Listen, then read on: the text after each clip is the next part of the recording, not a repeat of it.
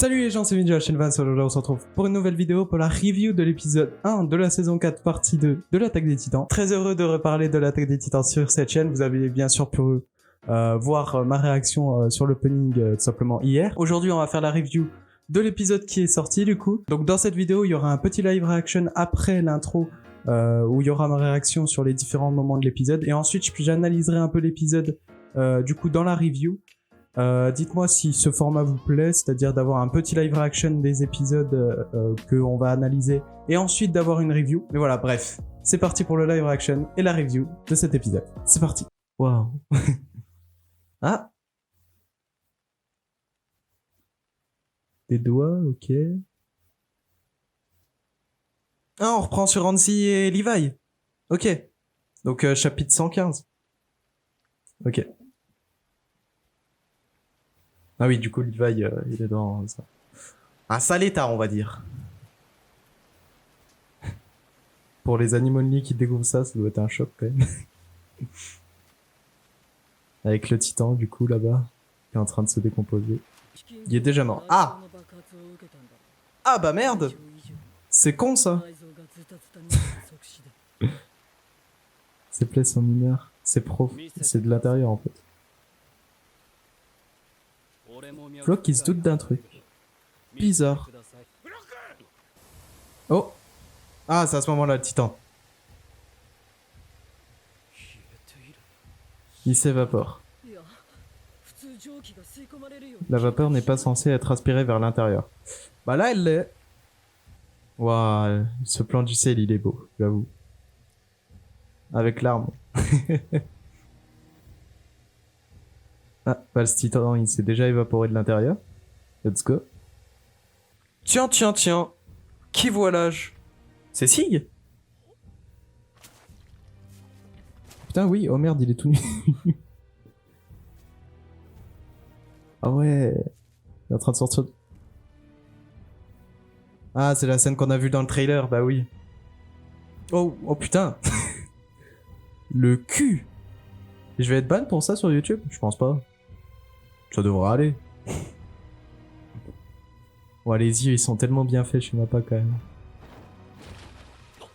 Allez, Hansi qui se barre. Elle s'est barrée dans l'eau. Ouais, Sig est de retour. Il est vivant. J'en sais rien. Oh! Une mystérieuse fillette a modelé mon corps avec de la terre. Ah! Bah c'est ça le passage qu'on n'avait pas vu du coup dans le 115 et qu'ils l'ont mis là. Je la regardais faire quelque part dans un lieu inconnu. Il m'a semblé y rester des années entières. Oh, il est trop beau! Ah, c'est trop beau, j'adore. C'est exactement le même endroit que Ymir était allé, je crois, dans la saison 3? Je crois que c'était saison 3, où on avait le passé d'Ymir. Ou saison 2, je sais plus. Et du coup, c'est le chemin. Yes.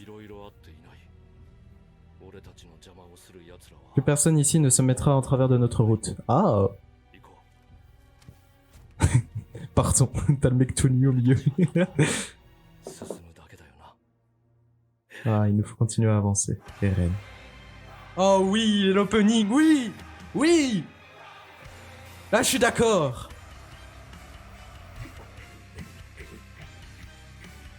Oui.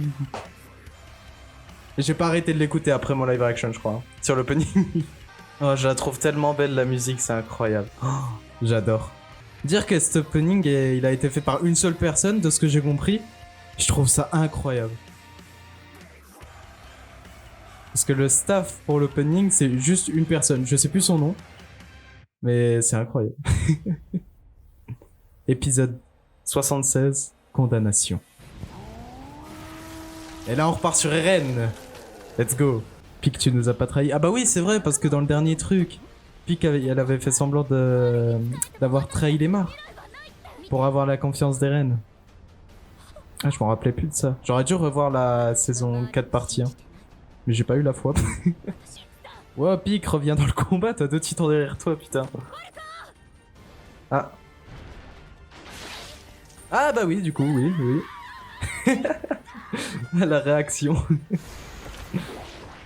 C'est pas con, comme ça au moins elle se transforme en, direct, en titan direct. Ah, image du trailer, ça aussi. Ah, c'est beau. Bon, quand même, le titan de Gaillard, ça se voit, hein, quand... Ça se voit la différence entre le décor et lui. Oh. C'est un pic, ça. Pour prendre une décision aussi risquée... Oh, t'as Yelena. Eren qui va avancer sans écouter Yelena. De ce que Yelena dit, ouais, Eren a le marteau d'armes, du coup. Ouais, image du trailer, ça aussi, hein, c'est magnifique. Ah, j'adore, oui. Allez, fightez-vous! Oh oui, le cri d'Eren, oui. Et c'est parti. Oh. Eren qui prend l'avantage. Ok, ça a l'air d'être bon. Du coup, Gabi qui retrouve Magat. Oh. Capitaine Magat.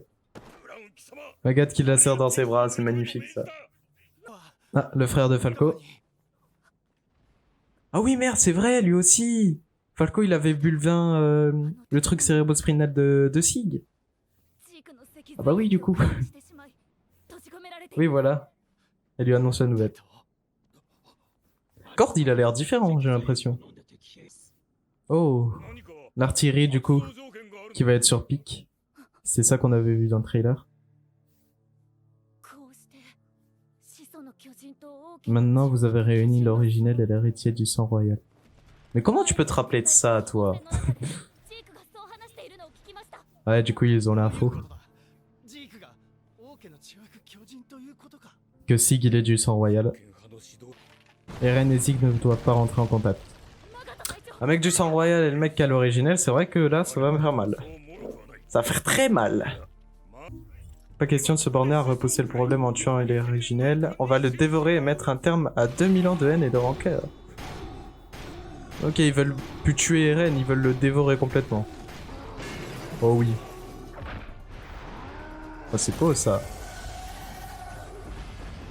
Et Eren, il a clairement le dessus. Ah, Gaillard qui arrive. Oh! Oh putain, oui! Je vais te faire payer. Voilà le pouvoir du marteau d'armes, oui! Qui fait des pics partout, là. Là, il est un peu dans le mal, Eren. Mais encore... Oh putain! Encore des pics. Il emballe... Oh putain, il a emballé... Il a empalé, je vais y arriver, hein. Gaillard et Reiner.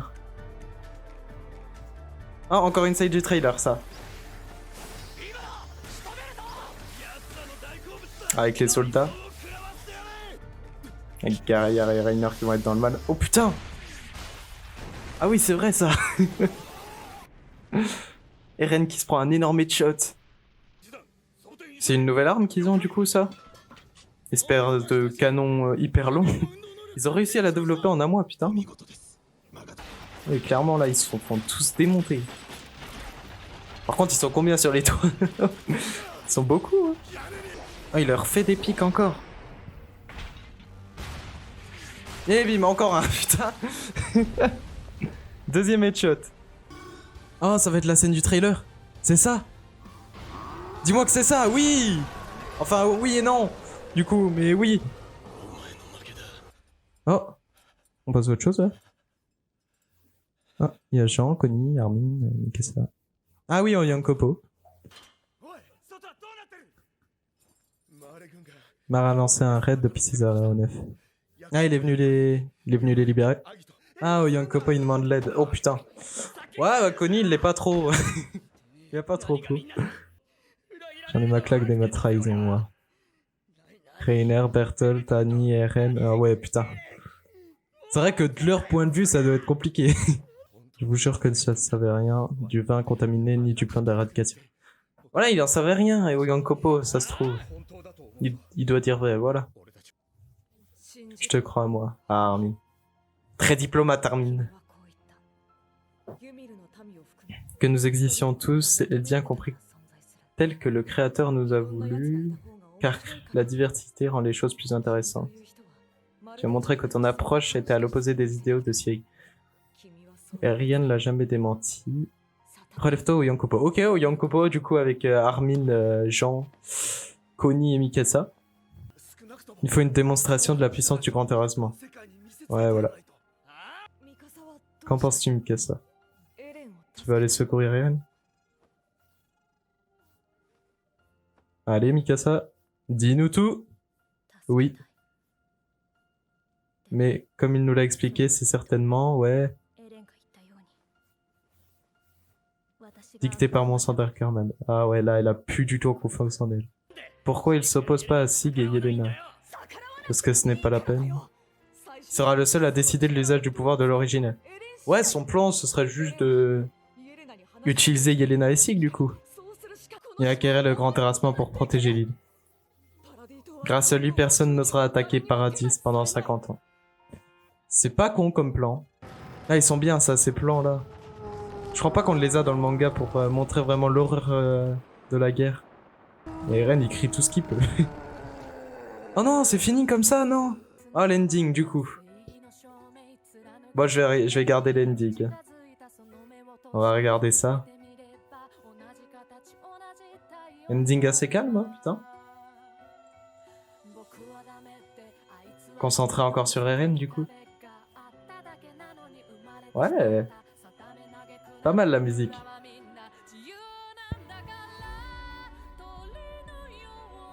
Il avait l'écharpe de Mikasa, là. Qui s'est transformé en oiseau.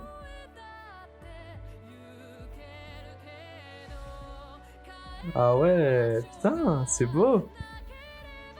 Avec l'oiseau qui fuit je sais pas quoi. Ah, une espèce de cage, waouh, bien vu ça. Eren dans cette cage. Et qui se libère. Waouh. Oh, c'est beau, putain, oui. Un Eren qui sourit, putain, ça fait longtemps qu'on en avait pas eu. Waouh. Eren grand, là, du coup, adulte. Ah ouais, ça nous montre un truc complètement opposé.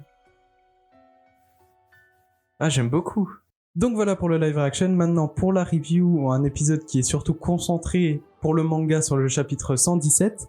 Mais en début, bien sûr, d'épisode, on avait eu une scène qui, de base, devait être dans la partie 1, mais qui a été du coup mis dans la partie 2, une scène qu'on retrouve au chapitre 115. Et c'est une scène d'ailleurs où on va s'attarder un petit peu, parce que du coup, on retrouve Hanzi et les Pro-Jaeger qui se retrouvent face au corps de Levi sans vie. En tout cas sans pouls selon Hanzi. Pour rappel, bien sûr, dans la partie 1, Levi s'était battu face à Sig dans un épisode que j'ai trouvé le mieux réussi de cette partie 1, le combat entre Levi et Sig. Et du coup, lorsque Levi a remporté cette bataille, Sig a fait exploser la lance foudroyante que Levi lui avait mis pour justement qu'il ne bouge pas.